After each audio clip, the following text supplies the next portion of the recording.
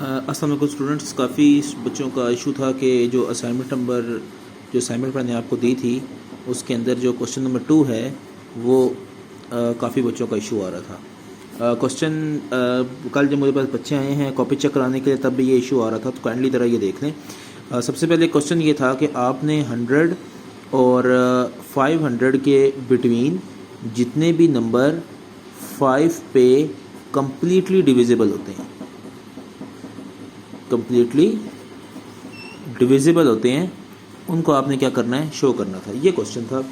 अब आप देखें कि मेरा जो लूप है, अगर आप लूप कोई भी यूज़ कर लें, फॉर, वाइल, डू वाइल, इससे डिफरेंस नहीं पड़ता। तो मैंने आपसे कहा था कि आप इसको फॉर से कर लें, अगर आपके लिए आसानी हो जाएगी। आप देखिए मेरा लूप कहाँ से स्टार्ट हो रहा है, 100 स्टार्ट हो रहा है, क्योंकि मुझे 100 और 500 के बिटवीन काम करना था। तो इसका मतलब है ये बात तो क्लियर हो गई कि मेरे पास जो लूप होगा, अगर मैं आप अपना कोडिंग लिखना स्टार्ट करूँ तो मैं लिख सकता हूँ कि इंट मेन, इसके बाद आपके पास ब्रैकेट आ गई। आप ब्रैकेट के पास सबसे पहले क्या करता हूँ, फॉर का लूप क्या कर रहा है कि इंट आई की वैल्यू कितनी हो गई है, 100, आई लेस दैन इक्वल टू कितना हो गया है, 500, कि हर बार आई की वैल्यू 500 तक जाएगी। और इंक्रीमेंट कितनी करनी, क्योंकि हमने हर पॉइंट को चेक करना है, कि हर वैल्यू को चेक करना है। 100 को चेक करेंगे, फिर 100, 1, 2, 3, तो इसका मतलब है कि इंक्रीमेंट 1 टाइम हो रहा है। तो यू नो डैट कि अगर 1 टाइम हो रहा है तो फिर मैं क्या करता हूँ, हर बार आई की वैल्यू को एक बार इंक्रीमेंट कर देता हूँ। तो ये मैंने लूप लगा दिया। अब फॉर लूप के अंदर कंडीशन आएगी। कंडीशन क्या होगी मेरे पास, कंडीशन क्या पॉइंट है कि मेरे पास अगर ये 100 है तो अब चेक कैसे करते हैं। अब थोड़ा सा ज़रा रफ वर्क में आ जाए। रफ वर्क में आके ज़रा ये चीज़ चेक करेंगे। सबसे पहले अगर आपके पास वैल्यू 100 है तो ये 5 पे डिविजिबल कैसे पता चलता है, कि जब इसका रिमाइंडर कंप्लीटली क्या आ जाए, 0 आ जाए। तो इसका मतलब है मैं कंडीशन किस पे लगाऊं, इस रिमाइंडर पे लगाऊं, ये जो रिमाइंडर है। तो मैंने क्या बात की है कि अब आप कैसे चेक करते हैं कोई नंबर डिविजिबल कंप्लीटली है, कि उस नंबर को अगर हम 5 पे डिवाइड करते हैं और उसका डिवाइड नहीं बल्कि जो रिमाइंडर है आपका, जिसे हम प्रोग्रामिंग में मॉडुलस कहते हैं, तो अगर वो 0 आ जाए तो हम कहते हैं कि नंबर पूरा 5 पे इंक्रीमेंट है। तो मैं क्या करता हूँ, फॉर की ब्रैकेट के अंदर कंडीशन लगाता हूँ। कंडीशन का लगा रहा हूँ इफ़। अब इफ़ कंडीशन है। अब इफ़ कंडीशन में मैं क्या करता हूँ, गौर कीजिएगा बात पे। मैं कहता हूँ जो भी वैल्यू फॉर लूप में आएगी, ये आई लिखा, अगर उसका मॉडुलस लें आप किसके साथ, 5 के साथ। अगर उसका मॉडुलस लें आप 5 के साथ, यानी कि ये बात हो रही है कि अगर आप 5 जो भी नंबर है उसका अगर आप मॉडुलस लें 5 के साथ तो उसका एक रिजल्ट आएगा। अगर उसका रिजल्ट इक्वल टू, यानी कि मैं कंपेयर कर रहा हूँ कि अगर उसका इक्वल एग्जैक्ट क्या आ जाए, 0 आ जाए। अगर उसका आंसर एग्जैक्टली क्या आ जाए, 0 आ जाए, तो इसका मतलब वाली पूरी कंप्लीटली 5 पे डिविजिबल है। तो मैं क्या करता हूँ, इस ब्रैकेट के अंदर प्रिंट एफ की कमांड एक दे देते हैं, प्रिंट एफ, और उसके अंदर आप एक कोई भी मैसेज शो कर दें। लेट्स सपोज मैं मैसेज शो करता हूँ कि नंबर इज डिविजिबल। ठीक हो गया। मैंने क्या किया कि अगर जो नंबर लूप में आ रहा है, अगर उसकी वैल्यू कंप्लीटली 5 पे डिविजिबल होकर 0 हो जाती है तो नंबर क्या हो जाए, डिविजिबल हो जाए। अब चलते हैं नेक्स्ट पे।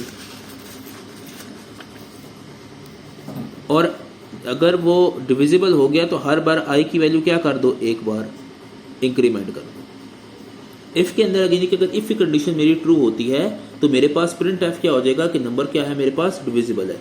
अब अगर इफ है तो साथ एल्स। अब ऐसा भी तो हो सकता है ना कि मेरे पास कंडीशन रॉन्ग हो जाए, जो मेरे पास वैल्यू आंसर आएगा इस रिमाइंडर का वो 0 ना हो।